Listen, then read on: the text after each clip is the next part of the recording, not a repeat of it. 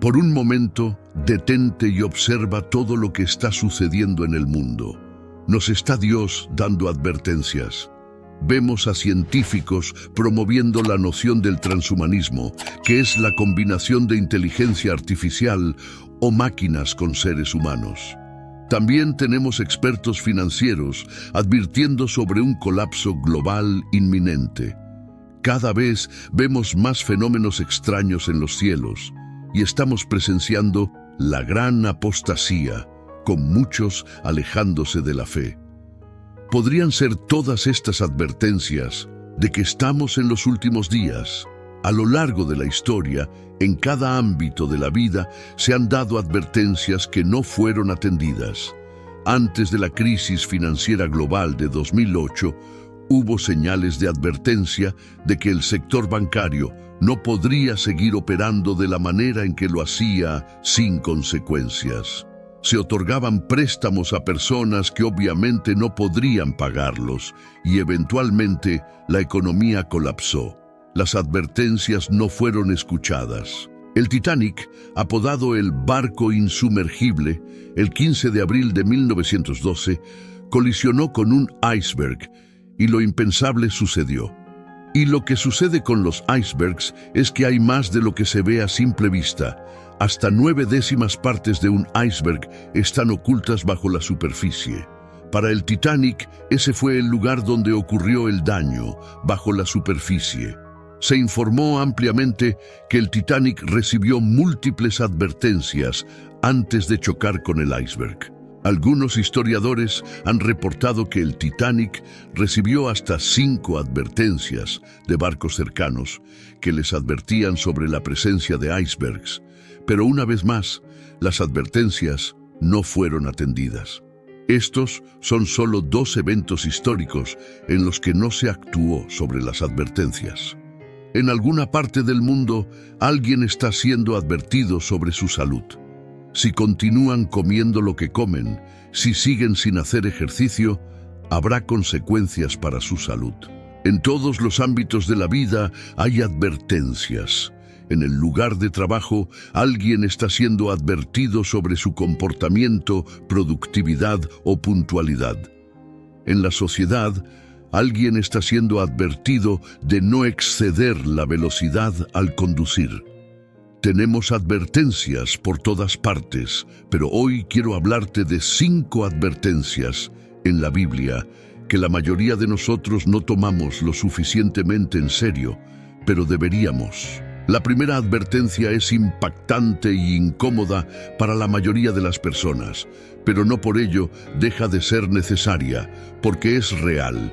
Se trata de la cita ineludible. Hebreos 9:27 dice: «Y de la manera que está establecido para los hombres que mueran una sola vez, y después el juicio». La Biblia nos advierte que todos tenemos 2 citas que debemos atender: nuestra muerte y nuestro juicio. Un día seremos juzgados por el Señor. Mateo 12:36 es muy claro al respecto.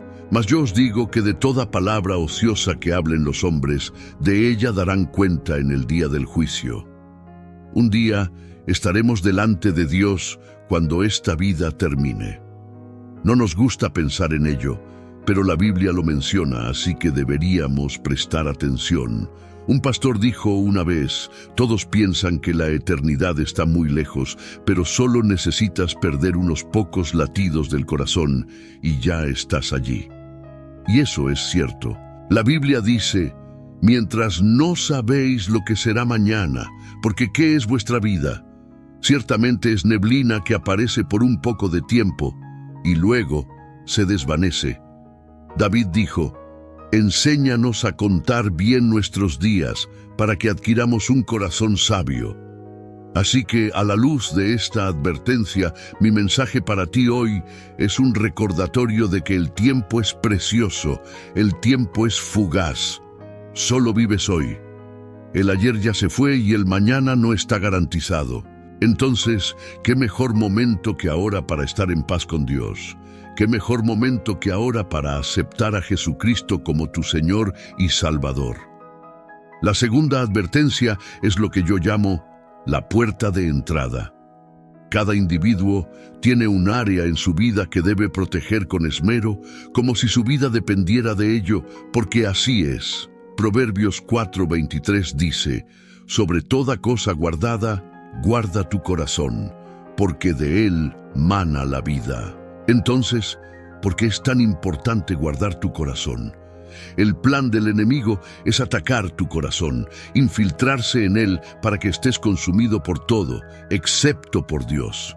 David, en el Salmo 141:4, oró diciendo: no dejes que mi corazón se incline a cosa mala, para hacer obras impías con los que hacen iniquidad, y no coma yo de sus deleites.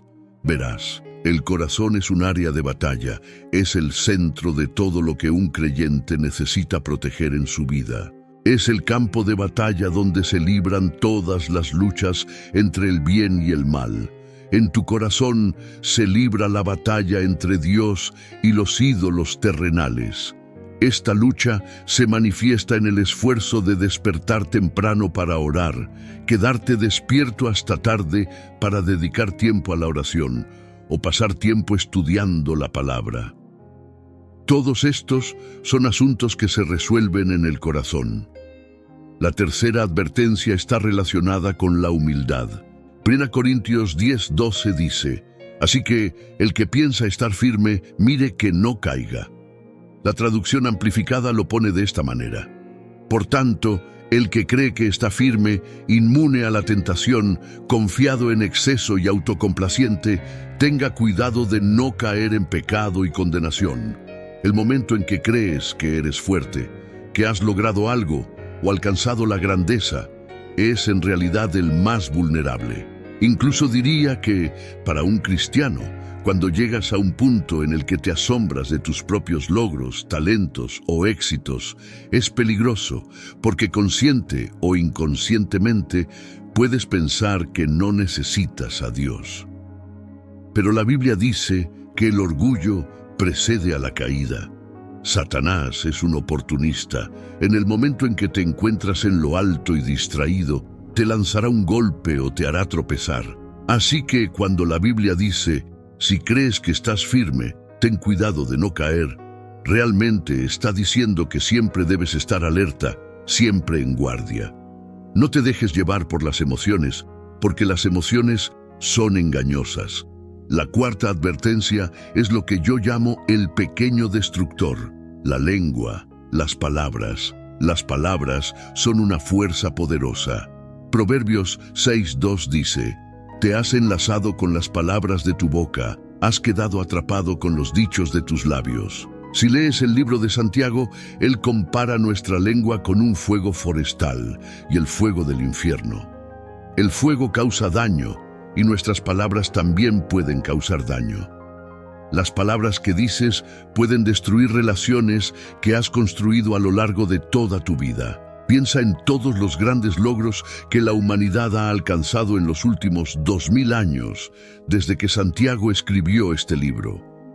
Hemos volado a la luna, creado teléfonos que nos permiten comunicarnos con personas al otro lado del mundo e incluso creado hologramas en movimiento. Sin embargo, no hemos encontrado una manera de controlar nuestra lengua, la misma lengua que usamos para alabar a Dios. La usamos a menudo para derribar a las personas. Nuestras palabras realmente importan, ya que tienen un gran peso tanto en nuestra vida como en la vida de quienes nos rodean. Debemos intentar controlar nuestra lengua.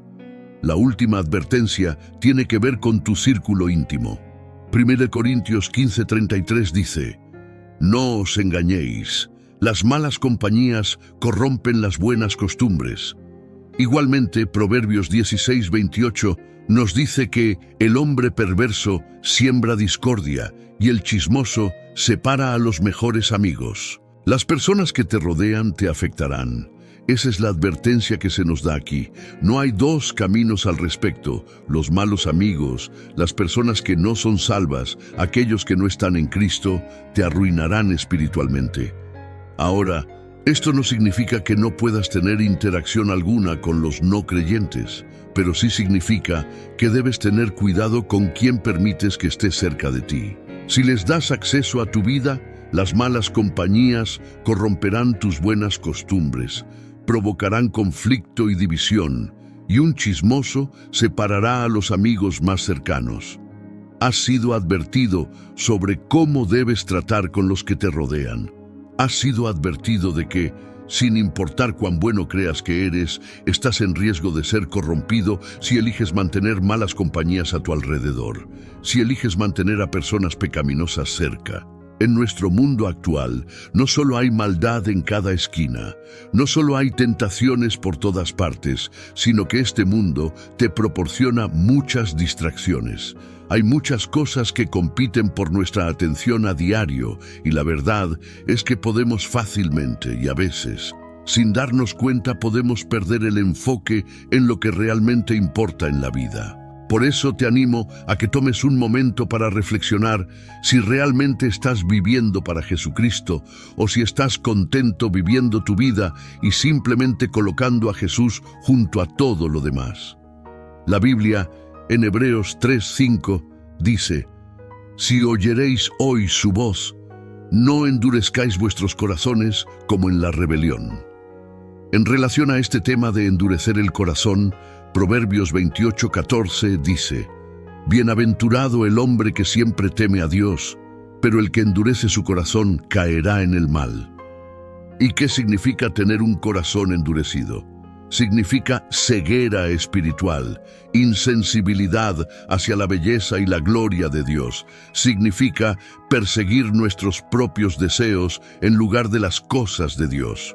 Un corazón endurecido rechaza a Dios, pero afortunadamente, en su misericordia, Dios nos ha ofrecido cambiar nuestros corazones. Quiero que sepas que Dios puede cambiar nuestros corazones. Ezequiel 36:26 dice: «Os daré un corazón nuevo y pondré un espíritu nuevo dentro de vosotros, y quitaré de vuestra carne el corazón de piedra y os daré un corazón de carne». Desde el principio de los tiempos, Dios ha estado atrayéndonos hacia Él, y aunque lo ignoremos tercamente, Él no se aparta, nunca se da por vencido con nosotros. En el libro de Mateo, Jesús compara su segunda venida con una gran fiesta de bodas, una celebración gozosa de la perfecta unión entre Jesucristo y su esposa, la Iglesia. Y así, somos invitados al banquete más grande de todos los tiempos. ¿Has respondido a esa invitación o la estás dejando para el último momento? Tal vez te hayas vuelto sordo al sonido de su llamado. Quizás tu atención ha sido captada por otras cosas como el trabajo, las finanzas o el amor romántico. Esas cosas parecen importantes hasta que te das cuenta de que son temporales. Y cuando tu vida termine o cuando Jesús regrese, ya no tendrán valor alguno. Todos pensamos que tenemos más tiempo para ponernos a cuentas con Dios, pero la verdad es que la vida es corta y el mañana no está garantizado. Todo lo que hacemos hoy importa a nivel eterno. Si Jesús regresara hoy, ¿estarías listo? Podrías decir que tu corazón estaba firmemente enfocado en Cristo. Ahora es el momento de poner tu fe en Jesús. Así que hoy, si escuchas su voz, no endurezcas tu corazón. En su lugar, permite que Él entre y cambie tu vida para siempre. Se nos dan mandatos claros a seguir a lo largo de la Biblia. Y si estamos en Cristo, debemos estar completamente comprometidos con la obediencia. La Biblia dice que todos los que aman a Dios también deben amar a sus hermanos y hermanas. ¿Cuántos de nosotros seríamos encontrados faltos en este aspecto? ¿Cuántos de nosotros amamos verdaderamente a nuestros hermanos y hermanas? ¿Cuántos de nosotros amamos a nuestro prójimo? El juicio comienza en la casa de Dios. La traducción amplificada de 1 Pedro 4:17-18 dice: «Porque es tiempo de que el juicio comience por la casa de Dios. Y si comienza por nosotros, ¿cuál será el fin de los que no obedecen al Evangelio de Dios? Y si el justo con dificultad se salva, ¿qué será del impío y del pecador?». Cuando leo esto, me recuerda que nunca estoy tan salvo como creo, porque fácilmente podría caer si no fuera por la gracia de Dios. Así que toma este mensaje como advertencia. El juicio comienza en la casa de Dios. Simplemente decir, Señor, Señor, no es suficiente, sino hacer la voluntad del Padre, el justo y santo propósito de Dios. Eso es lo que cuenta. Mateo 7, 21, 23 dice, no todo el que me dice, Señor, Señor, entrará en el reino de los cielos, sino el que hace la voluntad de mi Padre que está en los cielos. Muchos me dirán en aquel día, Señor, Señor, ¿no profetizamos en tu nombre y en tu nombre echamos fuera demonios y en tu nombre hicimos muchos milagros? Y entonces les declararé, nunca os conocí, apartaos de mí, hacedores de maldad. Las personas que dicen Señor, Señor, son personas de la iglesia, pero Jesús está diciendo que aunque estés en la iglesia, aunque conozcas el lenguaje y las costumbres, cuando llegue el día del juicio, ¿tendrás a Cristo en tu corazón? No hay lugar para la hipocresía en nuestras vidas como creyentes. Debemos vivir completamente para Dios, amarlo plenamente si queremos pasar la eternidad con Él. Así que la pregunta es, ¿cuántos de ustedes en la iglesia tienen un amor genuino por Jesucristo? ¿Cuántos de nosotros estamos realmente salvos? ¿Y cuántos, en cambio, son falsos, pero pretenden ser genuinos? Dios sabe que entre nosotros hay impostores e hipócritas, por lo que el juicio debe comenzar en la iglesia. Me pregunto, ¿cuál será el destino de los hipócritas en la iglesia, de aquellos que se ponen una máscara y pretenden ser algo que no son, de los que afirman conocer y seguir a Jesús, pero se comportan de una manera que contradice al Señor?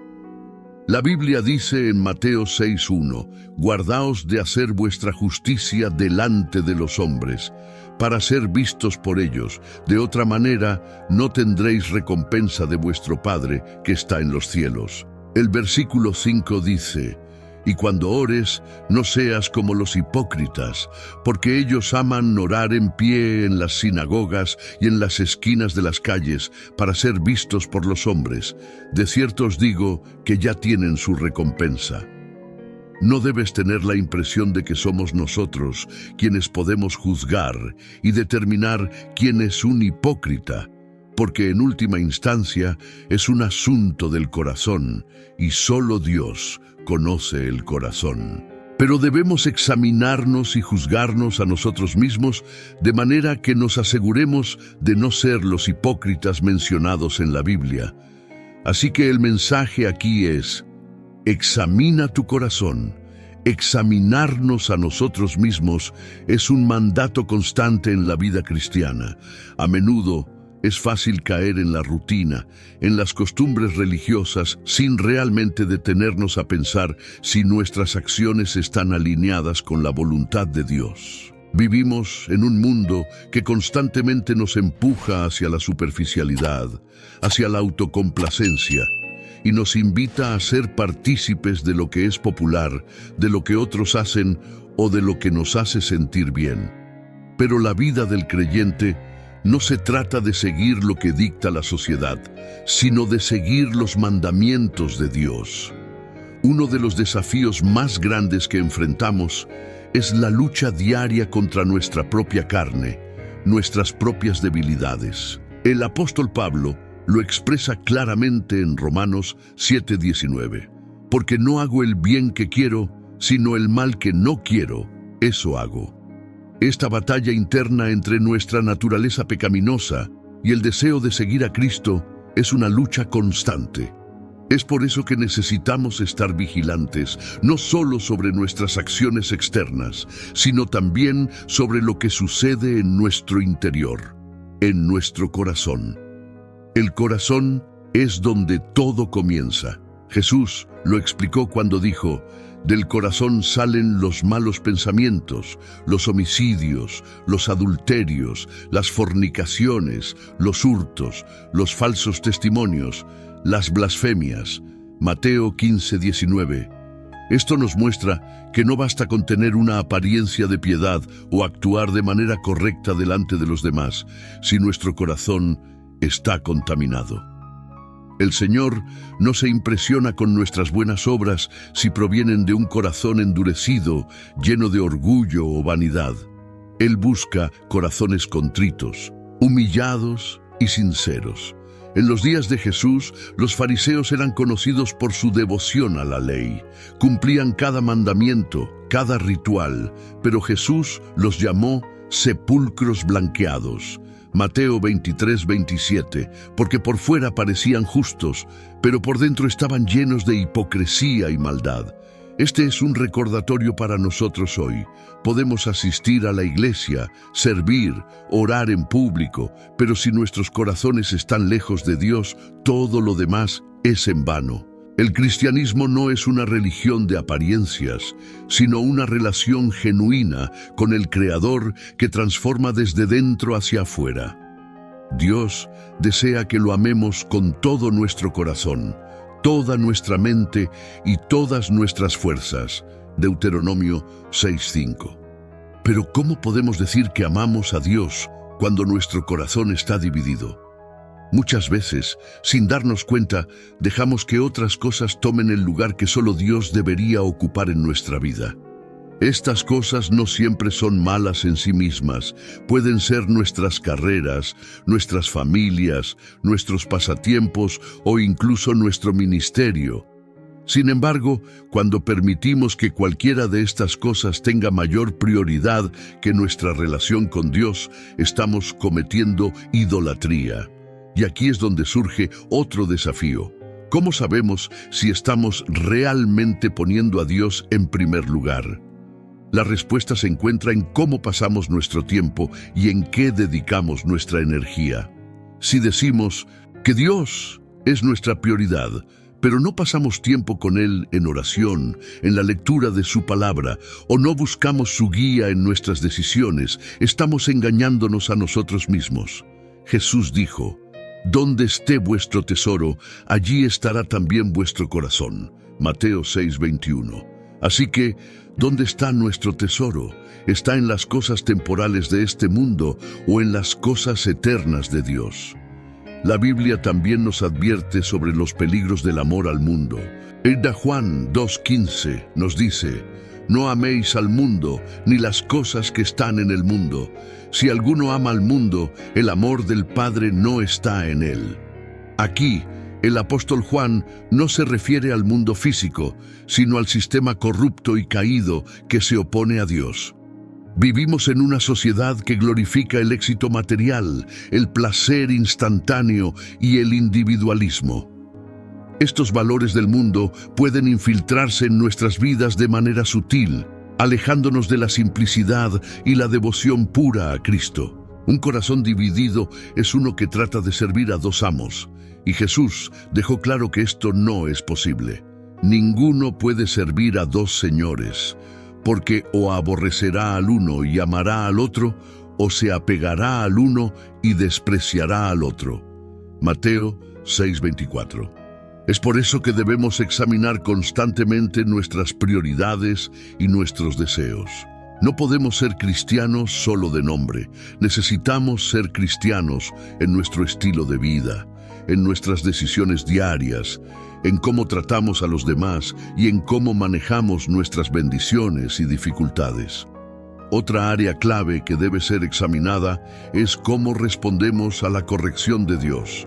Proverbios 3:11-12 dice: «No menosprecies, hijo mío, el castigo de Jehová, ni te fatigues de su corrección, porque Jehová al que ama castiga, como el padre al hijo a quien quiere». A veces, Dios nos lleva por caminos difíciles para moldearnos, para purificarnos, y es crucial que no endurezcamos nuestro corazón en esos momentos. La disciplina divina es una señal de su amor, no de su rechazo. Pero si nos resistimos a la corrección, corremos el riesgo de alejarnos más de Él. Es por eso que debemos orar constantemente, como lo hizo el salmista en el Salmo 139, 23, 24. «Examíname, oh Dios, y conoce mi corazón. Pruébame y conoce mis pensamientos, y ve si hay en mí camino de perversidad, y guíame en el camino eterno. Este es el tipo de corazón que Dios busca, uno que esté dispuesto a ser examinado, que esté dispuesto a ser corregido, que busque ser guiado por el camino de la vida eterna. Pero el examen no solo se queda en lo personal. Como parte del cuerpo de Cristo, también debemos cuidarnos unos a otros. En Hebreos 10, 24, 25, se nos anima a considerarnos unos a otros para estimularnos al amor y a las buenas obras, no dejando de congregarnos, como algunos tienen por costumbre, sino exhortándonos, y tanto más cuanto veis que aquel día se acerca. Esto significa que nuestra fe no es un asunto individualista, sino comunitario. Debemos ser responsables los unos con los otros, animándonos en los momentos difíciles, pero también corrigiéndonos cuando veamos que alguno de nosotros se desvía del camino. El apoyo mutuo dentro de la comunidad cristiana es fundamental para nuestro crecimiento espiritual y para mantenernos firmes en la fe. No estamos llamados a caminar solos. De hecho, la Biblia nos enseña que somos parte de un cuerpo, el cuerpo de Cristo, donde cada miembro tiene su función y su importancia. Romanos 12, 4, 5 dice: porque de la manera que en un cuerpo tenemos muchos miembros, pero no todos los miembros tienen la misma función, así nosotros, siendo muchos, somos un cuerpo en Cristo, y todos miembros los unos de los otros. Esto implica que nuestro caminar con Dios afecta no solo a nosotros mismos, sino también a los que nos rodean. En este sentido, es esencial que cultivemos relaciones sanas y edificantes dentro de la iglesia. Estas relaciones no deben basarse únicamente en la camaradería o en los intereses comunes, sino en un amor profundo por Cristo y un deseo sincero de ayudarnos unos a otros a crecer en la fe. Como hermanos y hermanas en Cristo, estamos llamados a ser espejos de su amor, exhortándonos mutuamente, no solo con palabras de ánimo, sino también con acciones que demuestren ese amor. En ocasiones, exhortar a un hermano o hermana puede significar señalar un pecado o un área de debilidad que necesita atención. Esto no es fácil, y muchas veces preferimos evitar estos momentos incómodos, temiendo que pueda dañar la relación o que la persona se ofenda. Pero si verdaderamente amamos a nuestros hermanos, no podemos permanecer en silencio cuando vemos que están en peligro de alejarse de Dios o de caer en prácticas que no glorifican su nombre. Gálatas 6:1 nos recuerda: hermanos, si alguno fuere sorprendido en alguna falta, vosotros que sois espirituales, restauradle con espíritu de mansedumbre, considerándote a ti mismo, no sea que tú también seas tentado. La corrección, cuando se hace en amor y con mansedumbre, tiene el poder de restaurar y fortalecer la fe de quien está luchando. Sin embargo, para poder corregir a otros con eficacia, primero debemos asegurarnos de que estamos viviendo vidas íntegras delante de Dios. Es muy fácil caer en el error de juzgar o criticar a los demás mientras ignoramos nuestros propios pecados. Jesús lo explicó claramente en Mateo 7:3-5 cuando dijo: ¿y por qué miras la paja que está en el ojo de tu hermano y no echas de ver la viga que está en tu propio ojo? ¿O cómo dirás a tu hermano: déjame sacar la paja de tu ojo y he aquí la viga en el ojo tuyo? Hipócrita, saca primero la viga de tu propio ojo y entonces verás bien para sacar la paja del ojo de tu hermano. Debemos, por tanto, ser humildes y estar dispuestos a examinarnos a nosotros mismos antes de corregir a otros, sabiendo que todos estamos en constante necesidad de la gracia y misericordia de Dios. Parte de esa humildad implica reconocer que ninguno de nosotros ha llegado a la perfección. La vida cristiana es una jornada de transformación continua, y cada día debemos buscar ser más como Cristo. Filipenses 1:6 nos asegura que el que comenzó en vosotros la buena obra la perfeccionará hasta el día de Jesucristo. Esto significa que, aunque todavía tengamos áreas de debilidad, Dios está trabajando en nosotros, moldeándonos a su imagen, pero también nos llama a ser diligentes en nuestra propia santificación.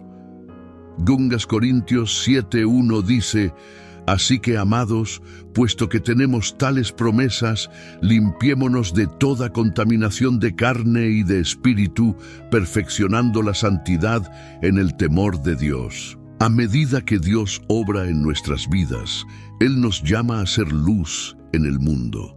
Jesús, en el Sermón del Monte, nos enseñó que no debemos esconder nuestra luz, sino que debe brillar para que los demás vean nuestras buenas obras y glorifiquen a nuestro Padre que está en los cielos. Mateo 5, 14, 16. Ser luz no es una opción para el creyente, es una responsabilidad. Vivimos en un mundo lleno de oscuridad, un mundo que necesita desesperadamente la verdad de Cristo, y es nuestro deber reflejar esa verdad en todo lo que hacemos. Esto nos lleva a la importancia de nuestro testimonio. Las personas a nuestro alrededor, tanto creyentes como no creyentes, observan cómo vivimos nuestras vidas. Nuestras palabras, acciones y decisiones son una manifestación de nuestra fe y tienen el poder de impactar a los demás, para bien o para mal. Por eso, debemos esforzarnos por vivir de manera coherente con el Evangelio que predicamos.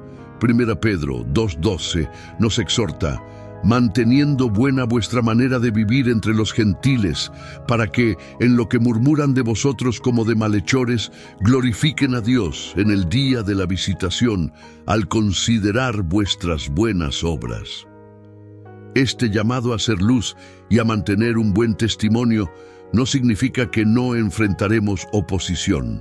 De hecho, Jesús mismo nos advirtió que en el mundo tendríamos aflicción, pero también nos animó diciendo: confiad, yo he vencido al mundo. Juan 16:33. Como seguidores de Cristo, debemos estar preparados para enfrentar dificultades y pruebas, sabiendo que nuestra fe será puesta a prueba. Pero también debemos recordar que en medio de esas pruebas, Dios está con nosotros, fortaleciendo nuestra fe y moldeándonos para ser más como Cristo. Las pruebas y dificultades pueden venir de diversas formas: persecuciones, enfermedades, problemas financieros o incluso tentaciones que buscan desviarnos del camino. Pero en medio de todo esto, Dios nos da su promesa de que nunca nos dejará ni nos desamparará.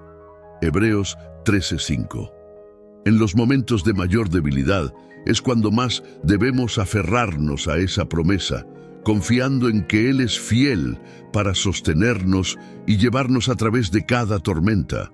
Además, debemos recordar que las pruebas no son solo momentos de sufrimiento, sino también oportunidades para crecer en nuestra fe y dependencia de Dios. Santiago 1:2-4 nos dice: hermanos míos, tened por sumo gozo cuando os halléis en diversas pruebas, sabiendo que la prueba de vuestra fe produce paciencia. Mas tenga la paciencia su obra completa, para que seáis perfectos y cabales, sin que os falte cosa alguna. Aunque en el momento las pruebas pueden parecer insoportables, Dios las usa para perfeccionarnos, para purificar nuestro carácter y para hacernos más semejantes a su Hijo. Es en medio de estas pruebas donde también podemos experimentar de manera más profunda la presencia de Dios en nuestras vidas. A menudo es en los momentos de mayor dolor o dificultad cuando buscamos a Dios con más fervor, y es ahí donde encontramos consuelo, fortaleza y paz en su presencia. En medio de las pruebas y tribulaciones, cuando sentimos que el mundo está en nuestra contra, es precisamente cuando la presencia de Dios se manifiesta de manera más tangible en nuestras vidas. Aunque a veces no lo percibimos inmediatamente, es en esos momentos difíciles donde Él nos abraza con su amor y nos recuerda que no estamos solos. Dios usa nuestras debilidades para mostrarnos su fortaleza, para que no dependamos de nuestras propias capacidades, sino que confiemos completamente en Él. Al final del día, cada prueba que enfrentamos no es solo una oportunidad para crecer en la fe, sino también para testificar a otros sobre el poder transformador de Cristo en nuestras vidas. Es importante recordar que cada desafío que enfrentamos tiene un propósito más grande en el plan de Dios. Tal vez no lo entendamos de inmediato, y en muchos casos, solo al mirar hacia atrás podemos ver cómo Él ha trabajado en cada detalle de nuestra vida. Dios usa nuestras experiencias, tanto las buenas como las malas, para moldearnos a su imagen y para hacernos testigos de su gracia y misericordia. Como dice Romanos 8:28, sabemos que a los que aman a Dios, todas las cosas les ayudan a bien, esto es, a los que conforme a su propósito son llamados. La vida cristiana, entonces, no se trata de evitar las dificultades, sino de cómo respondemos a ellas. ¿Nos rendimos ante la desesperación o confiamos en que Dios tiene el control? ¿Nos alejamos de Dios en los momentos de sufrimiento o nos acercamos más a Él buscando refugio y fortaleza? Estas preguntas son cruciales, porque en la respuesta que damos se refleja la verdadera fe que hay en nuestro corazón. Es en estos momentos donde debemos recordar las palabras de Isaías 40:31. Pero los que esperan a Jehová tendrán nuevas fuerzas, levantarán alas como las águilas, correrán y no se cansarán, caminarán y no se fatigarán. Al final, debemos tener claro que nuestra vida en la tierra es pasajera. No estamos destinados a vivir eternamente aquí, sino que nuestra verdadera ciudadanía está en el cielo. Todo lo que enfrentamos en esta vida es temporal, pero lo que hagamos por Cristo tendrá consecuencias eternas. Es por eso que debemos vivir con un sentido de urgencia, no procrastinando nuestra relación con Dios, sino buscando cada día acercarnos más a Él, porque no sabemos cuánto tiempo nos queda. La palabra de Dios es clara. Hoy es el día de salvación, 2 Corintios 6:2, y no podemos permitirnos esperar hasta mañana para tomar las decisiones que importan para nuestra eternidad. Con todo esto en mente, quiero invitarte a reflexionar sobre tu vida y tu relación con Dios. ¿Has permitido que las pruebas te acerquen a Él o te han alejado? ¿Estás confiando en su plan y en su tiempo, o te has dejado llevar por el temor y la desesperanza? Ahora es el momento de rendirle tu vida a Cristo por completo, de entregarle tus cargas y confiar en su cuidado amoroso.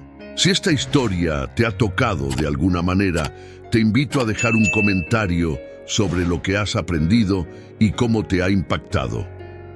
Nos encantaría saber tu opinión. No olvides suscribirte al canal y darle like al video para que puedas seguir recibiendo contenido como este, lleno de mensajes de fe, inspiración y esperanza. Que Dios te bendiga y te acompañe en cada paso de tu jornada espiritual.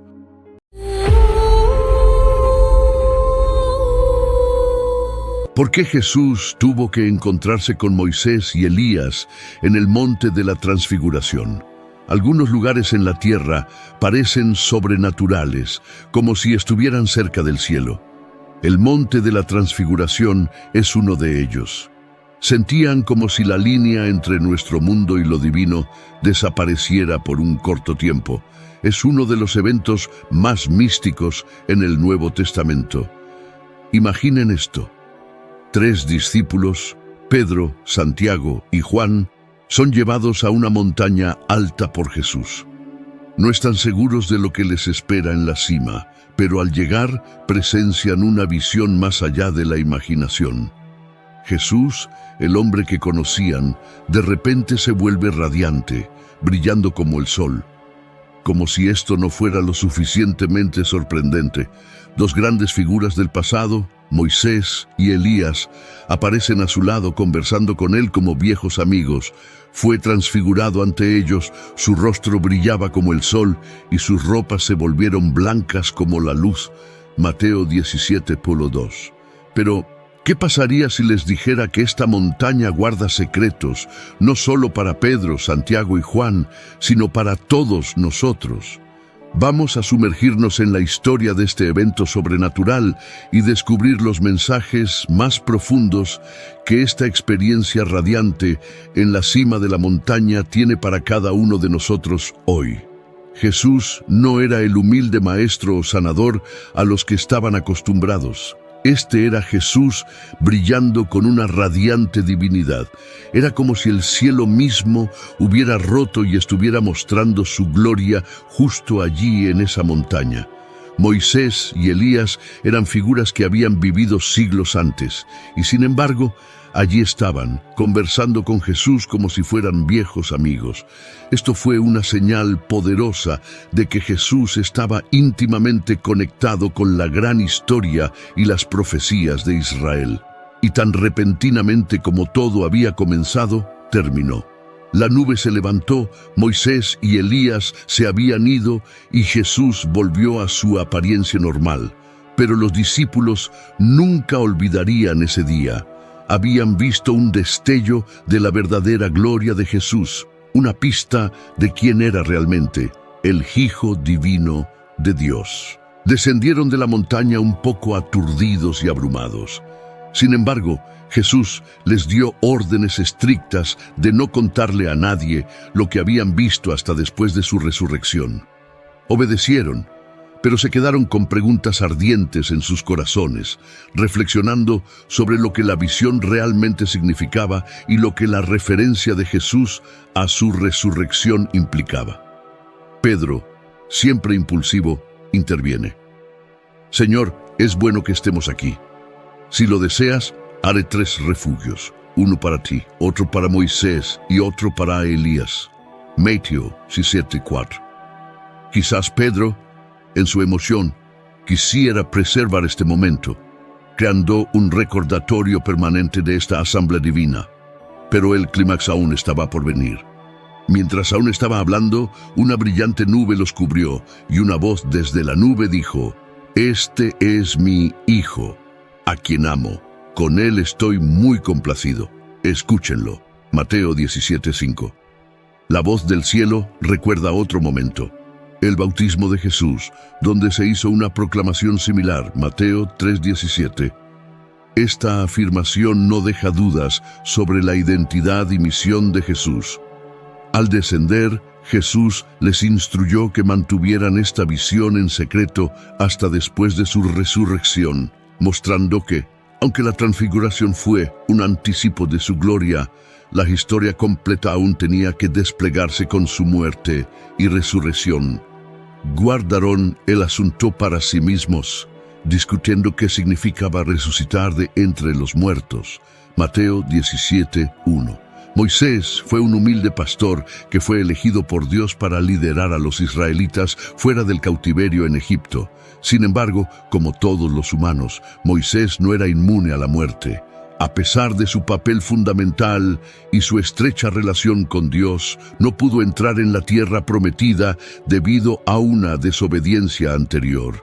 En el libro de Deuteronomio está escrito: «Así murió allí Moisés, siervo del Señor, en la tierra de Moab, conforme a la palabra del Señor. Lo sepultaron en el valle, en la tierra de Moab, frente a Bet-peor, y ninguno conoce su sepulcro hasta hoy». Deuteronomio 34:5-6. Aunque el viaje terrenal de Moisés concluyó, su historia no terminó allí. Avancemos cientos de años y encontramos a Jesús, la encarnación del amor y la salvación de Dios. Mientras que Moisés representaba la ley dada por Dios, Jesús encarnaba la gracia y la verdad que vinieron a través de él. La transfiguración une lo viejo y lo nuevo, la ley y la gracia, Moisés y Jesús. La aparición de Moisés junto a Jesús en el monte de la transfiguración significaba la continuidad del plan de salvación de Dios. Elías fue uno de los profetas más importantes y dinámicos del Antiguo Testamento. Vivió en una época en la que Israel se apartó del verdadero Dios y adoró ídolos. especialmente bajo el reinado del malvado rey Acab y su esposa Jezabel. La misión de Elías era llamar al pueblo de Israel de regreso a Dios. ¿Qué es la transfiguración? ¿Qué podría significar? ¿Por qué aquí? ¿Por qué ahora? El monte de la transfiguración no se trata solo de un cambio en la apariencia. Es un profundo testimonio de la naturaleza divina de Jesús y su lugar único en la gran narrativa de la relación de Dios con la humanidad. La transfiguración fue un breve momento en el que Jesús mostró su lado divino. Demostró que estaba conectado con Dios y que continuaba el trabajo de líderes pasados como Moisés y Elías. Para Pedro, Santiago y Juan, fue como una señal que confirmaba sus creencias y les daba un adelanto de cosas maravillosas en el futuro. Importancia del monte de la transfiguración en la Biblia. Las montañas no eran simplemente grandes colinas o lugares rocosos. Son lugares especiales donde ocurren eventos realmente importantes y transformadores. Debido a que las montañas son altas, parece que están más cerca del cielo y, de alguna manera, más cerca de Dios también. Consideren a Moisés y el monte Sinaí, por ejemplo. Fue en esta montaña que Moisés se encontró con Dios y recibió los 10 mandamientos, leyes que darían forma al tejido moral y espiritual de los israelitas durante generaciones. La montaña se convirtió en el punto de encuentro entre lo divino y lo mortal. Avanzando rápidamente hacia el Nuevo Testamento, la transfiguración de Jesús, donde los discípulos vieron a Moisés y Elías apareciendo y hablando con Jesús, no fue solo una muestra de majestuosidad divina, sino un momento significativo. ¿Qué representa el monte de la transfiguración? En primer lugar, confirmación divina. La voz del cielo confirma la identidad de Jesús como el Hijo de Dios y enfatiza la importancia de sus enseñanzas. En segundo lugar, un lugar de revelación. Al igual que Moisés recibió la ley en el monte Sinaí, el monte de la transfiguración se convierte en un lugar donde los discípulos reciben una comprensión más profunda de la naturaleza y misión de Jesús. En tercer lugar, continuidad. La presencia de Moisés y Elías muestra la conexión entre el Antiguo Testamento y la misión de Jesús. Implica que Jesús es el cumplimiento de la ley y los profetas. ¿Por qué el monte de la transfiguración? Este Mesías iba a ser el sacrificio supremo, llevándose los pecados del mundo y cerrando la brecha que separaba a la humanidad de su Creador. Cuando Jesús fue transformado en la montaña, fue significativo. Les mostró a Pedro, Santiago y Juan un destello de cuán glorioso era Jesús antes de nacer como humano y cómo sería después. Este evento también podría ser a lo que Jesús aludió anteriormente cuando mencionó que algunos de sus amigos lo verían en su forma real antes de morir. Mateo 16:28. ¿Qué sucedió? La Biblia no ofrece un relato detallado de la conversación entre Jesús, Moisés y Elías. Sin embargo, sabemos por el relato de Lucas que aparecieron en esplendor glorioso hablando con Jesús. Hablaron sobre su partida, que él estaba a punto de cumplir en Jerusalén. Lucas 9:30-31. En términos sencillos, la transfiguración es un momento de conexión. Conecta las historias y las profecías del Antiguo Testamento con la revelación del Nuevo Testamento de Jesús como el Mesías. El pasado y el presente convergen en esta montaña, revelando a Jesús como un punto de conexión entre ellos. Esto sugiere que discutieron la misión que Jesús estaba por completar en Jerusalén, que era su sufrimiento inminente, su muerte y resurrección. El sufrimiento venidero de Jesús después del espectacular evento en la montaña donde Jesús fue transfigurado ante Pedro, Santiago y Juan, revelando su gloria divina y conversando con Moisés y Elías, marcó el comienzo de un período en el que Jesús comenzó a hablar más abiertamente sobre su inminente sufrimiento muerte y resurrección. La transfiguración no fue solo un momento de gloria, sino una preparación y afirmación para lo que vendría. A partir de ese momento, Jesús comenzó a mostrar a sus discípulos que debía ir a Jerusalén y sufrir muchas cosas de los ancianos, los principales sacerdotes y los escribas, y ser matado, y al tercer día resucitar. Mateo 16:21. En términos sencillos, la transfiguración fue como un vistazo momentáneo de la victoria antes de entrar en la batalla más difícil. Reafirmó quién era Jesús y lo que se propuso lograr, la salvación de la humanidad. Jesús es la respuesta al problema más grande de la humanidad. Era el cumplimiento de antiguas promesas, profecías y leyes. A través de él, la salvación se hizo posible y el amor de Dios se hizo conocido en su forma más completa. Al cumplir las promesas antiguas, las profecías y las leyes, Jesús llevó a cabo el objetivo final de la ley: llevar a la humanidad a una relación correcta con Dios. En otras palabras, Jesús no descartó la ley, la vivió, la amó y la cumplió. En él, las sombras de la ley encontraron su sustancia y las profecías antiguas encontraron su respuesta. La meta final de la ley era llevar a la humanidad a una relación correcta con Dios. Y esto se logró a través de Jesús. Jesús, cumpliendo las profecías, representa la promesa atemporal de Dios y su diseño para la redención. El Antiguo Testamento, una crónica de los israelitas, está salpicado de profecías sobre un Mesías venidero. Estas profecías, a lo largo de los siglos, son como puntos en un lienzo. La vida de Jesús, detallada en el Nuevo Testamento, conecta a estos puntos, formando una imagen completa que muestra el plan de Dios para salvar a la humanidad. Cientos de años antes de que Jesús naciera, el profeta Isaías predijo un nacimiento virginal, mucho antes de que sucediera. Isaías habló sobre cómo el Mesías sufriría en palabras muy claras y emotivas. Mas él herido fue por nuestras rebeliones, molido por nuestros pecados. El castigo de nuestra paz fue sobre él, y por su llaga fuimos nosotros curados. Isaías 53:5.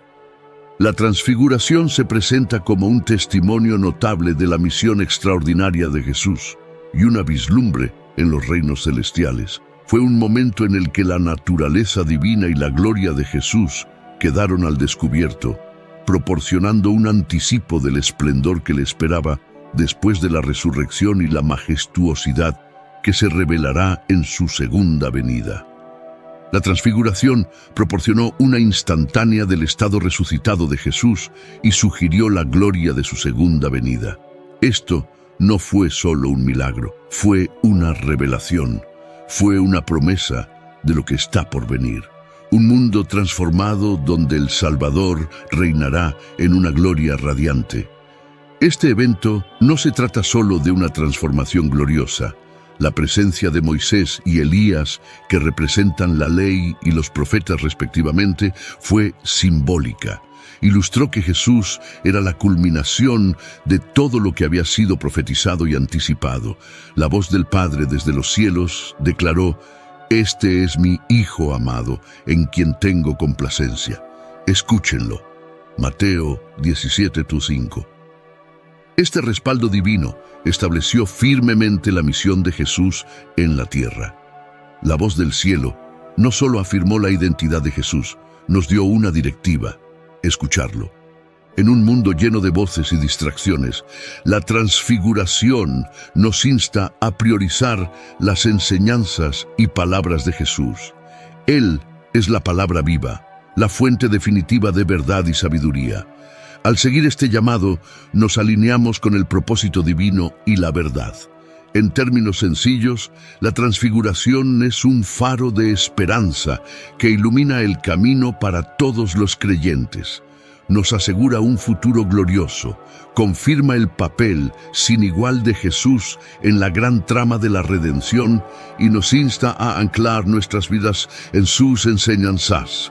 Al abrazar su importancia, no solo estamos recordando un evento antiguo, sino sintonizándonos con los latidos del amor y el propósito divinos.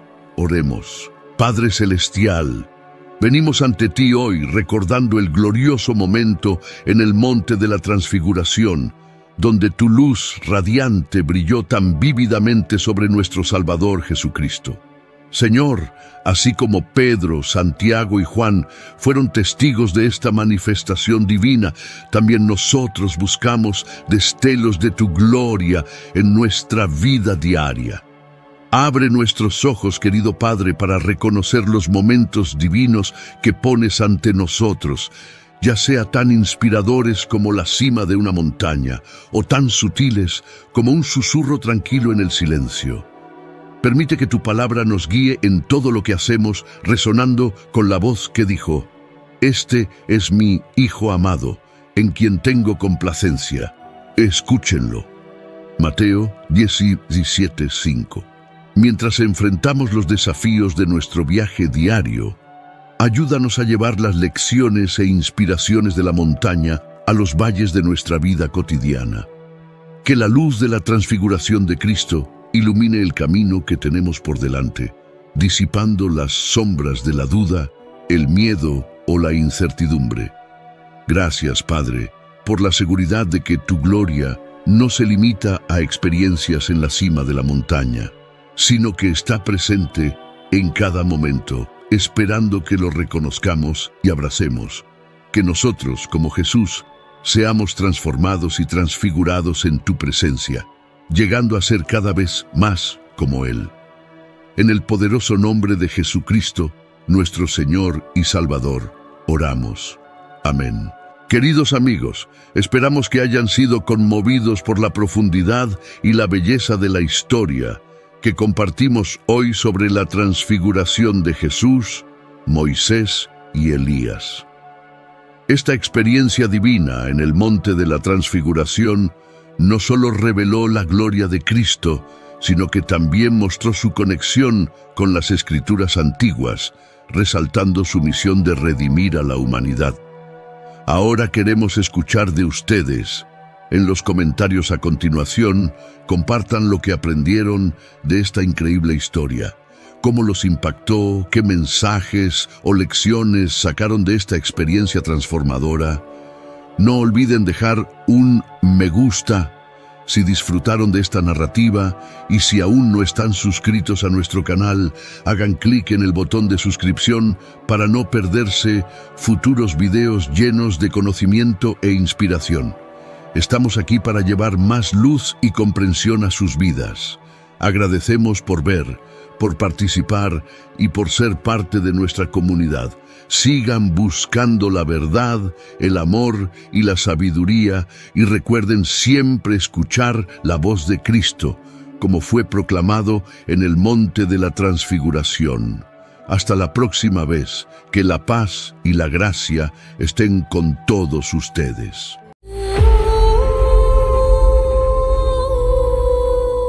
En tiempos antiguos, en las tierras áridas de Galaad, en la Transjordania, surgió Elías el Tisbita, un hombre cuya fama trascendía los escritos, ya que, aunque no hay crónica exclusivamente suya, su vida resonaba más alto que la de muchos reyes en el siglo I a.C. Elías emergió como un faro de verdad en el reino del norte, sobre las sombras de los reinados de Acab y Arias. Su figura, tan central en las profecías judías, llevaba a muchos a cuestionar la propia identidad de Juan Bautista, preguntándose si él sería el propio Elías reencarnado. La relevancia de Elías en el plan divino era indiscutible, preanunciada en Malaquías 4:5. He aquí, yo os enviaré el profeta Elías antes que venga el día grande y temible de Jehová. Esta profecía resonaba en el corazón de todos, esperando el regreso de este mensajero de Dios. Su legado no se limitó al pasado. Su presencia en el monte de la Transfiguración, junto a Moisés y al Señor Jesús, discutiendo el sacrificio redentor, marcaba la eternidad de su misión. La misteriosa origen de Elías solo reforzaba su figura enigmática. Aunque la Biblia afirma que provino de Galaad, poco se sabe sobre su familia o sus raíces, lo que aumentaba la curiosidad sobre este profeta. Elías no era solo un hombre de palabras, su resistencia física era notable. La Biblia relata en 1 Reyes 17:1 sus palabras desafiantes a Acab, anunciando una gran sequía por su palabra. Su acto de correr delante de la carroza de Acab desde el Monte Carmelo hasta Jezreel evidencia su vigorosa condición física. Su jornada estuvo marcada por actos poderosos e intervenciones divinas. Después de enfrentarse a Acab, Dios lo guió al arroyo de Kerit, donde fue milagrosamente sustentado por cuervos. Con el arroyo seco, la orden divina lo llevó a Sarepta en Sidón, donde una viuda lo acogió, según lo profetizado en Lucas 4:26. Allí, Elías demostró el poder de Dios, proporcionando milagrosamente alimento continuo. Lucas 17:8-10. Encontramos una parábola que refleja la humildad y el deber del siervo, resonando la jornada de Elías, quien, a pesar de ser un gran profeta, siempre se mantuvo como un siervo fiel a Dios. La historia de Elías nos lleva por un camino lleno de fe y milagros, desde los valles de Galaad hasta los confines de Samaria y Galilea, trayendo lecciones eternas de obediencia y confianza en el Señor. En una aldea, mientras Elías continuaba su jornada, ocurrió un encuentro sorprendente con 10 hombres leprosos excluidos y desesperados que clamaron por misericordia a Jesús, implorando por curación. Jesús, al verlos, les instruyó presentarse a los sacerdotes, un acto de fe que resultó en su purificación.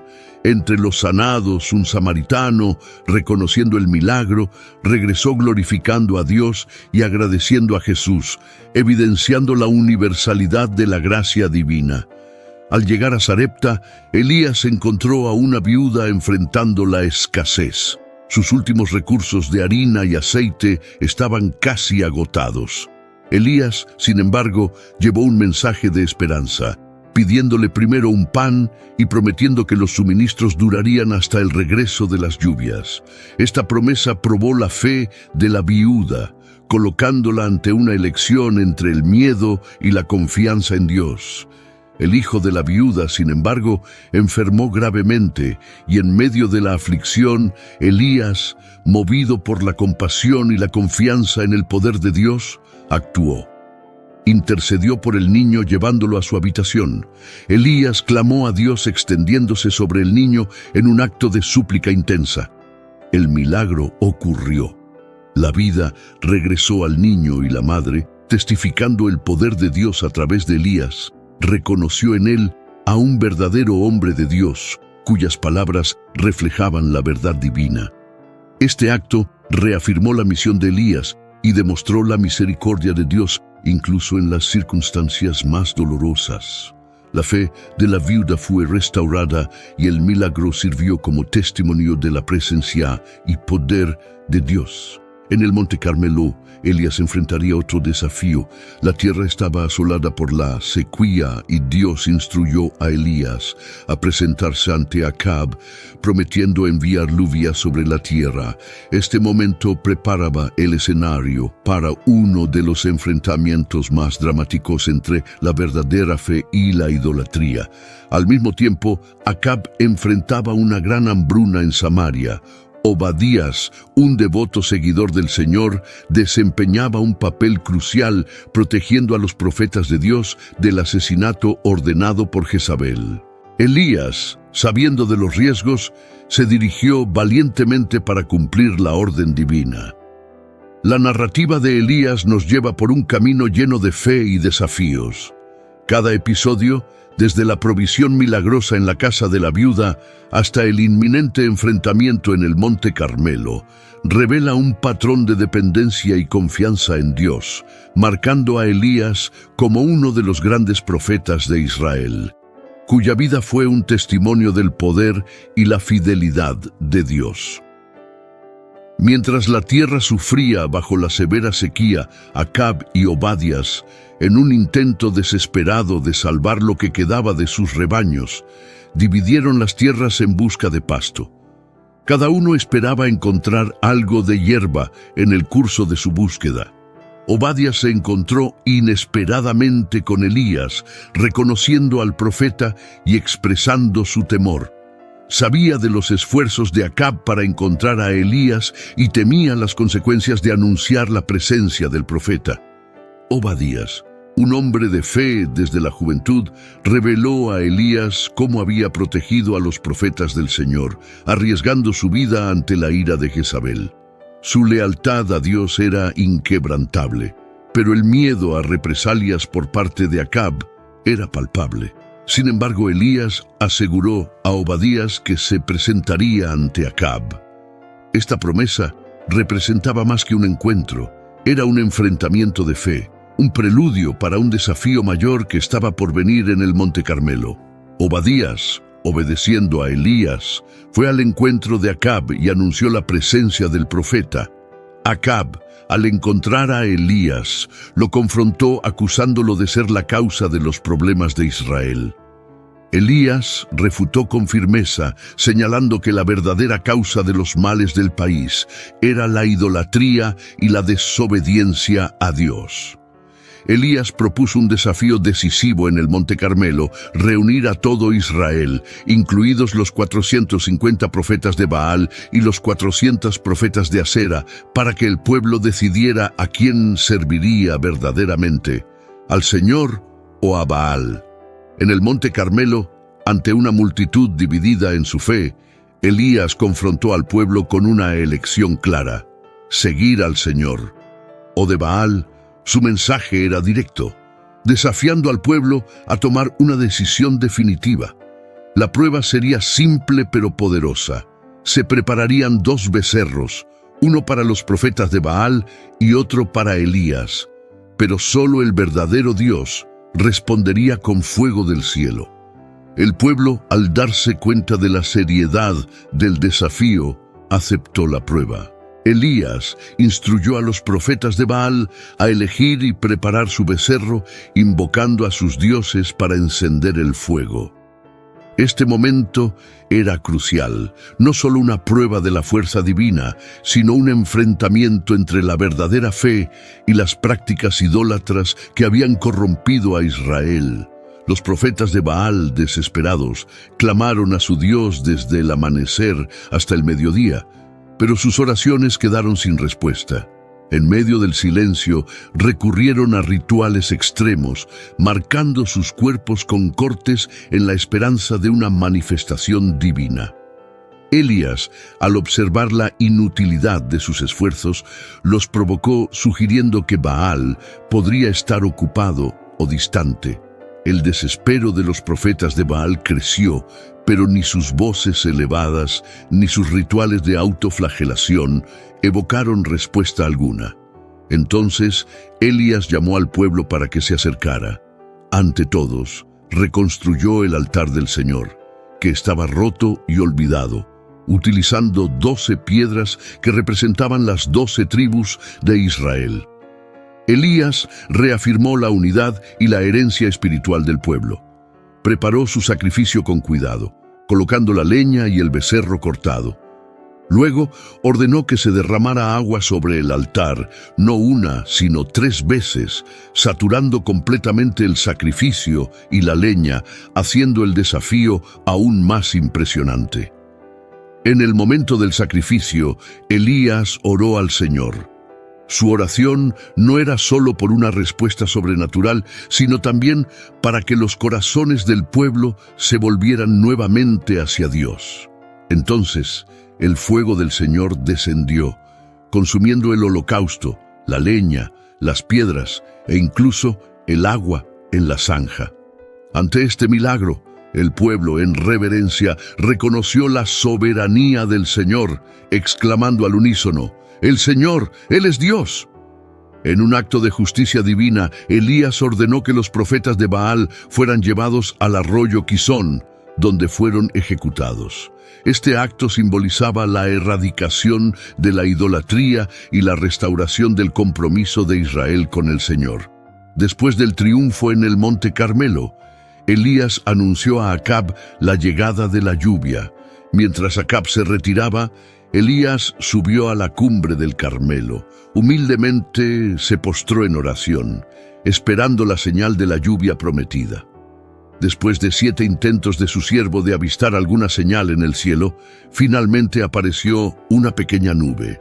Este pequeño signo preludiaba el cambio esperado, la lluvia que rompería la larga sequía. Pronto, el cielo se llenó de nubes y una fuerte lluvia cayó sobre la tierra, un signo tangible de la misericordia y el poder de Dios. Sin embargo, la victoria de Elías en el Carmelo tuvo consecuencias. Jezabel, furiosa por la derrota de sus profetas, amenazó a Elías, obligándolo a huir para salvar su vida. Desalentado y temeroso, Elías emprendió una fuga solitaria hacia Berseba en Judá, dejando atrás a su siervo. Exhausto y desesperado, Elías se refugió en el desierto, expresando su deseo de morir, sintiéndose incapaz de continuar. En ese momento de vulnerabilidad, Elías reveló su humanidad, compartiendo los mismos sentimientos de desespero y limitación que todos enfrentamos en algún momento. En el desierto, exhausto y desesperanzado, Elías encontró refugio bajo la sombra de una retama. En su momento de mayor vulnerabilidad, un ángel del Señor lo visitó, trayendo sustento y consuelo. El pan horneado en las brasas y la jarra de agua no solo eran provisiones físicas, sino también un signo de la continua presencia y cuidado de Dios. En la segunda visita, el ángel alentó a Elías a alimentarse para la jornada que tenía por delante. Con la fuerza de esta comida celestial, Elías viajó durante 40 días y 40 noches hasta llegar al monte Horeb, el monte de Dios, un lugar de encuentros divinos y revelaciones. Jezabel, enfurecida por la derrota de los profetas de Baal, juró venganza contra Elías. Mientras tanto, el profeta, cargando el peso de la misión y la persecución, encontró refugio en una cueva en el monte Horeb. Este refugio se convirtió en el escenario de una profunda experiencia espiritual y autoconocimiento. En la cueva, Dios cuestionó a Elías sobre su presencia allí. Elías expresó su celo por el Señor, pero también su sentimiento de aislamiento y desespero. Esta honestidad frente a Dios reflejaba la profundidad de su fe y la gravedad de la situación en Israel. Dios manifestó su presencia no a través de fenómenos grandiosos como el viento fuerte, el terremoto o el fuego, sino a través de una voz suave y delicada. Esta manifestación suave pero poderosa fue un recordatorio de que Dios no se encuentra solo en los actos espectaculares, sino también en los momentos tranquilos y sutiles. Al escuchar esa voz suave, Elías cubrió su rostro con el manto en reverencia y salió de la cueva. La voz de Dios lo cuestionó nuevamente y Elías repitió su declaración de celo. Dios le dio nuevas instrucciones, marcando un nuevo capítulo en su jornada profética.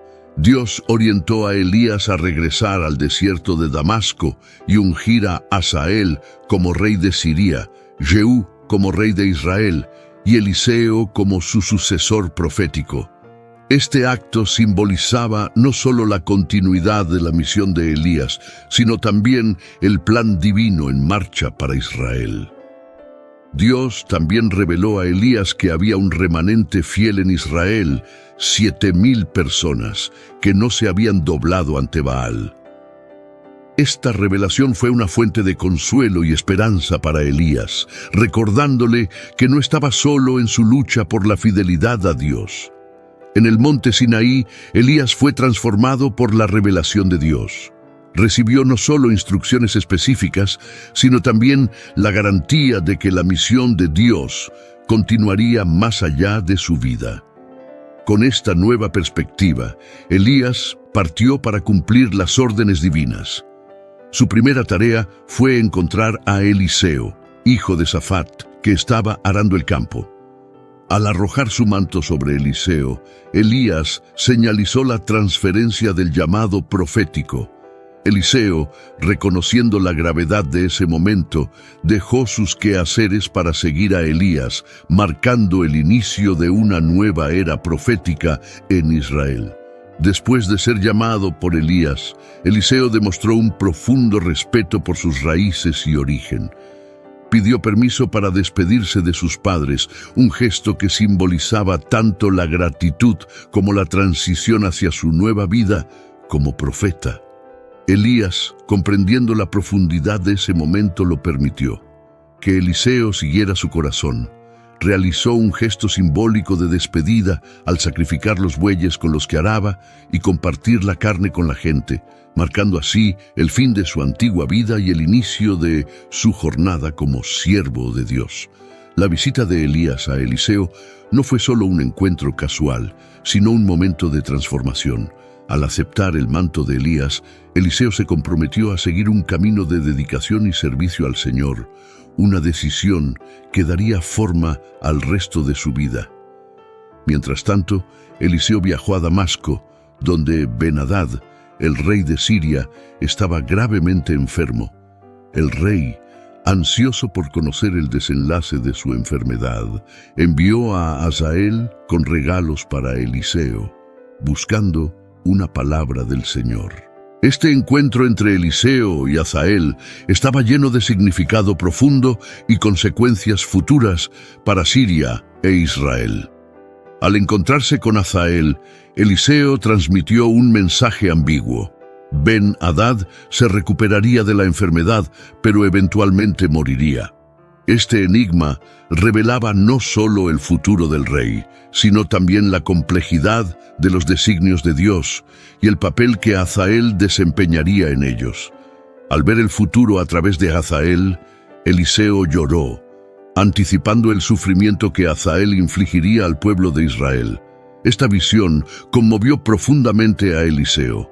Confundido por la reacción de Eliseo, Hazael no comprendió completamente el impacto de sus futuras acciones. Al escuchar la profecía de Eliseo sobre su ascenso al trono, Hazael cuestionó su capacidad para cometer tales atrocidades. Sin embargo, la respuesta de Eliseo fue clara. Era lo que Dios había revelado. Así, Hazael regresó a Ben-Hadad, cuya muerte pronto se cumplió, confirmando la palabra profética. El relato luego se dirige a la historia de Nabot y su viña. Acab, deseando la viña de Nabot para convertirla en un jardín, le ofreció un intercambio o pago. Fiel a la herencia de sus padres y la ley de Dios, Nabot rechazó la oferta del rey, una decisión que marcaría trágicamente su destino. La reacción frustrada e irritada de Acab ante este rechazo reveló no solo su carácter, sino también la corrupción que impregnaba su reinado. Jezabel, observando la angustia de Acab, decidió intervenir, desencadenando una serie de eventos que llevarían a uno de los episodios más oscuros de la historia de Israel. Al ver a Acab abatido y desanimado por el rechazo de Nabot, Jezabel intervino con determinación. Cuestionó la autoridad de Acab como rey, enseñándole que debía tener el poder para tomar lo que quisiera, con astucia y disposición para el mal. Jezabel ideó una estrategia para obtener la viña sin considerar la justicia ni la moralidad. Actuó de manera siniestra al escribir cartas en nombre de Acab y sellarlas con el sello real. Envió estas cartas a los líderes de la ciudad de Nabot, instruyéndolos a organizar un juicio falso acusando a Nabot de blasfemia, un crimen castigado con la muerte. El plan de Jezabel se ejecutó meticulosamente. Nabot fue honrado y luego humillado públicamente, acusado falsamente de blasfemar contra Dios y el rey. Esta maquinación cruel llevó a su muerte por lapidación. La trama de Jezabel tuvo éxito y Nabot fue condenado e injustamente ejecutado. Su destino fue el resultado de una manipulación corrupta y la codicia desenfrenada del poder real. La muerte de Nabot representó una grave injusticia y un punto bajo en la historia de Israel durante el reinado de Acab. Después de la ejecución, la historia continúa. Jezabel informó rápidamente a Acab que la viña ahora estaba disponible para él con Nabote muerto. Acab no dudó en reclamar la viña, un acto que simbolizaba su total sumisión a la maldad y la influencia corrupta de Jezabel. En el momento en que Acab entró en la viña de Nabote, tomando posesión de ella, la palabra del Señor llegó a Elías. Dios instruyó a Elías a confrontar a Acab, acusándolo de asesinato y usurpación. Este encuentro entre Elías y Acab sería un momento de gran tensión y confrontación espiritual. Elías obedeció la orden de Dios y confrontó a Acab en la viña. Transmitió a Acab el duro mensaje de Dios. Debido a sus acciones, habría consecuencias graves no solo para él, sino para toda su casa. Elías anunció que el mismo destino que encontró Nabote lo encontraría Acab. Al encontrarse con Elías, Acab lo llamó enemigo, pero Elías respondió con la verdad de sus acciones. Profetizó que la casa de Acab enfrentaría una destrucción total y que Jezabel tendría un fin trágico. Estas profecías reflejaban la justicia divina en respuesta a la corrupción y al mal. La historia de Nabote, Acab y Jezabel es un poderoso recordatorio de las consecuencias del pecado, la avaricia y la injusticia. Destaca la importancia de la integridad y la fidelidad a Dios, incluso frente a las mayores provocaciones y desafíos. La condena pronunciada por Elías a Acab fue grave y simbólica. Los perros comerían a los que pertenecían a Acab y murieran en la ciudad, mientras que las aves del cielo devorarían a los que murieran en el campo. Esta fue una punición divina para Acab, quien, influenciado por Jezabel, se había desviado abominablemente siguiendo ídolos y practicando las iniquidades de los amorreos que Dios había expulsado de Israel. Al escuchar las palabras de Elías, Acab demostró un raro cambio de actitud. Rasgó sus ropas y se vistió de saco, un símbolo de luto y arrepentimiento. Este cambio de comportamiento mostraba que incluso en los momentos más oscuros había espacio para el arrepentimiento. A pesar de esto, Acab persistió y envió otro capitán con 50 hombres para enfrentar el mismo destino. Estos eventos resaltan el poder de Dios y la autoridad de sus profetas, incluso ante la oposición de los reyes. Ante la insistencia del rey Acab, un tercer capitán con 50 hombres fue enviado para arrestar a Elías. Sin embargo, a diferencia de los anteriores, este capitán, consciente del poder divino que Elías poseía, se acercó con humildad y respetó. Se arrodilló ante el profeta, implorando por la vida de él y de sus hombres, reconociendo el poder de Dios manifestado a través de Elías. El ángel del Señor, al ver la postura humilde y respetuosa del capitán, instruyó a Elías a bajar con él sin miedo.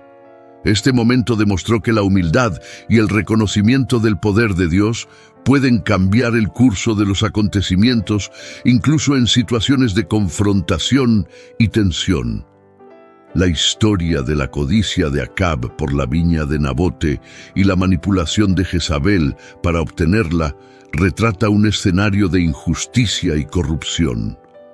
El encuentro de Acab con Elías en la viña es un poderoso recordatorio de que la justicia divina prevalece sobre las maquinaciones humanas.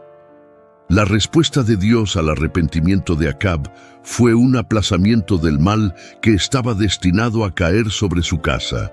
Esta situación subraya la misericordia de Dios y su disposición a responder al arrepentimiento genuino. Después de la muerte de Acab, su hijo Ocosías se convirtió en rey. Herido, buscó la orientación de Baal-zebub, el dios de Ecrón, ignorando al Dios de Israel.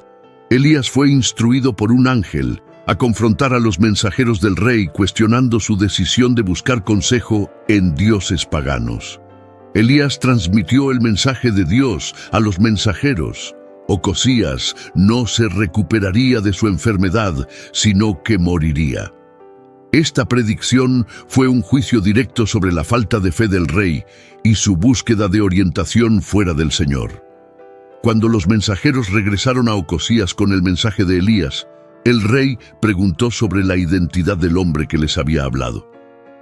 Al escuchar la descripción, Ocosías reconoció que era Elías el tisbita. En un intento de confrontar a Elías, Ocosías envió a un capitán con 50 hombres, pero Elías, firme en su posición como profeta de Dios, pronunció un juicio divino. Si realmente era un hombre de Dios, el fuego descendería del cielo y consumiría al capitán y a sus hombres. Elías acompañó al capitán hasta Ocosías y allí reafirmó el mensaje divino. Ocosías no se recuperaría porque había buscado consejo en dioses paganos, ignorando al Dios de Israel.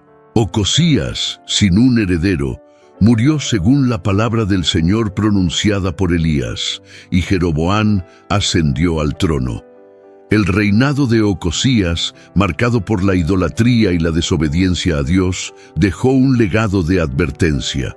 Sus acciones y el trágico desenlace de su reinado fueron registrados en los anales de la historia de Israel y Judá, sirviendo como un recordatorio sombrío de las consecuencias del alejamiento de Dios.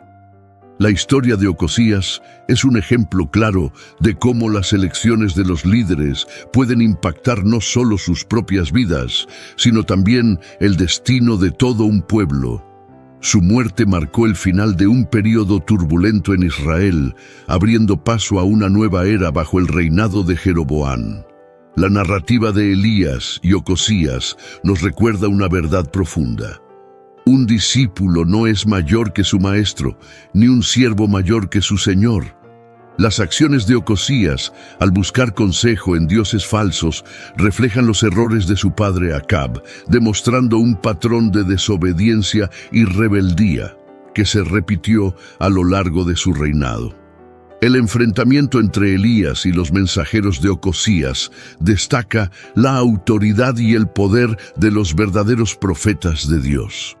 Elías, enfrentándose a las fuerzas del rey, permaneció firme en su misión de proclamar la palabra del Señor. Su postura ante los desafíos y peligros refleja su total confianza y fe en el Señor.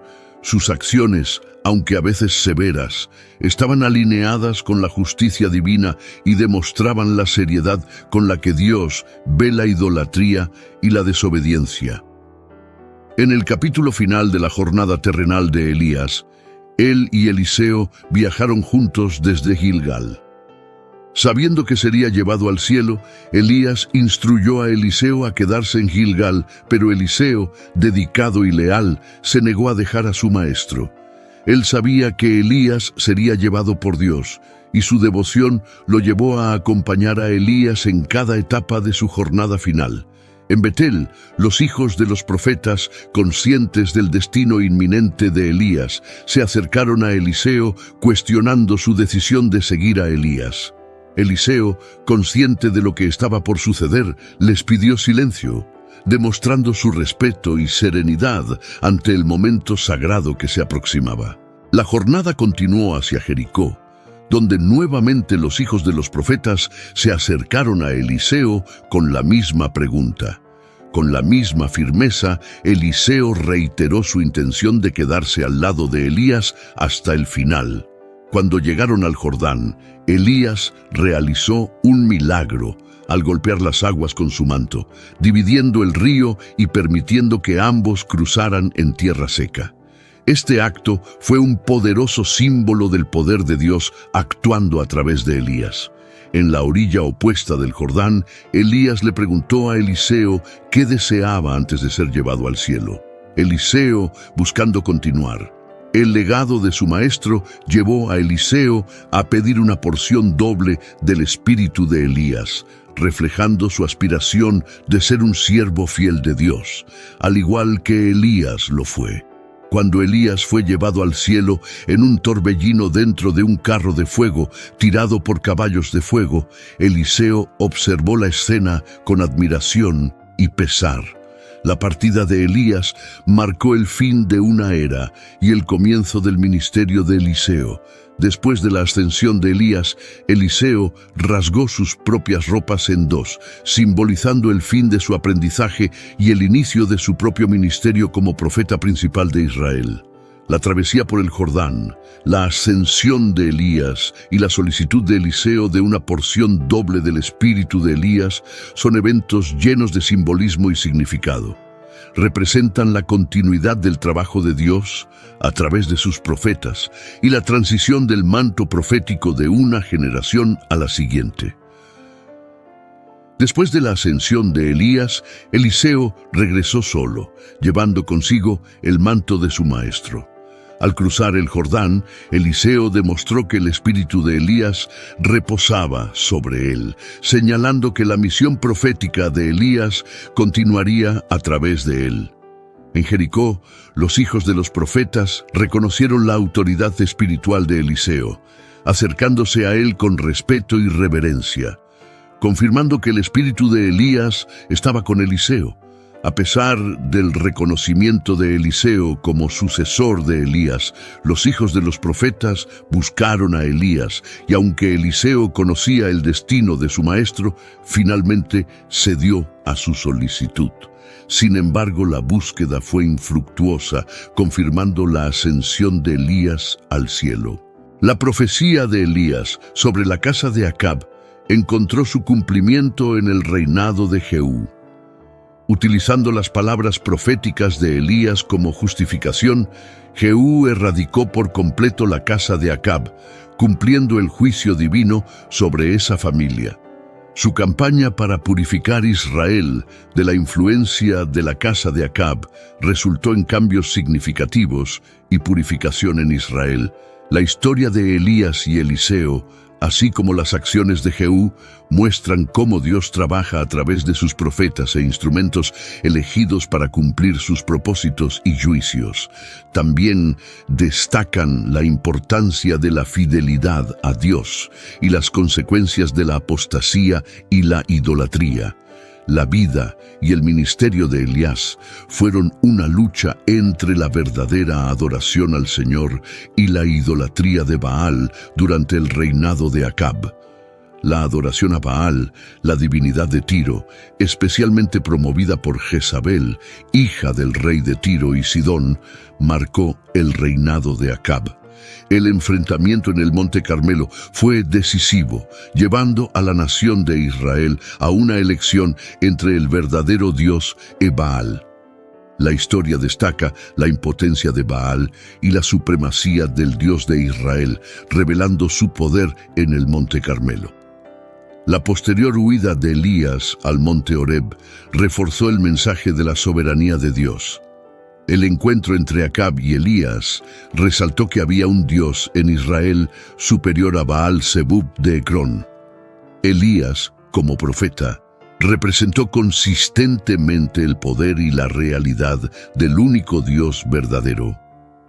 La profecía bíblica en Malaquías 4:5, que indica que Elías regresaría antes del gran día del Señor, es interpretada en el Nuevo Testamento como teniendo un cumplimiento, tanto en el ministerio de Juan el Bautista como en un sentido futuro, como se indica en Apocalipsis 11:6. El ángel del Señor reveló a Zacarías que su hijo, Juan el Bautista, actuaría en el espíritu y poder de Elías, preparando el camino para el Señor y volviendo los corazones de los padres hacia los hijos, según Lucas 1:17. A pesar de la negación de Juan de ser Elías, Jesús se refirió a él como el Elías que estaba por venir, estableciendo un paralelo entre los ministerios de Elías y Juan el Bautista, quien preparó el camino para el Mesías.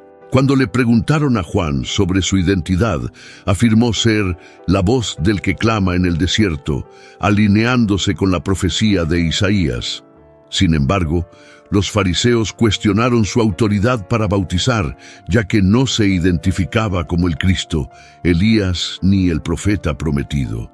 Jesús aclaró a sus discípulos que Elías ya había venido, refiriéndose a Juan el Bautista, y que así como Elías sufrió persecución, el Hijo del Hombre también la sufriría.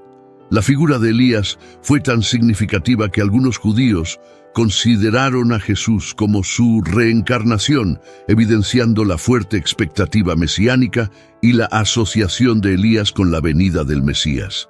Durante su ministerio, Jesús utilizó el ejemplo de cómo Elías fue acogido por la viuda de Sarepta para ilustrar la falta de fe en Israel.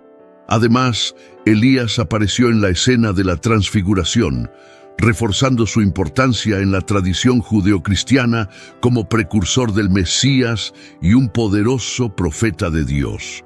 La presencia de Elías, junto con Moisés, discutiendo con Jesús sobre los eventos que se avecinaban en Jerusalén durante la oración, fue simbólica. Pedro, impresionado por la escena, propuso la construcción de 3 pabellones para Jesús, Moisés y Elías, reflejando su admiración, pero también su falta de comprensión del significado más profundo de ese encuentro. La crucifixión de Jesús, cuando clamó «Elí, Elí, lama sabactani», llevó a algunos espectadores a malinterpretar sus palabras, pensando que llamaba a Elías. Esta confusión se vincula con la tradición judaica que esperaba a Elías como un Mesías asociado.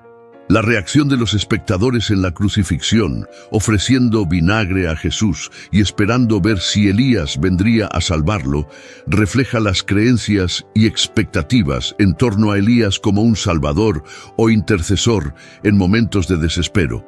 En su defensa del principio de un remanente fiel en Israel, Pablo se refirió a aquellos que no se doblegaron ante Baal en los tiempos de Elías. Esta referencia destaca la importancia de permanecer fiel a Dios, incluso en tiempos de apostasía generalizada.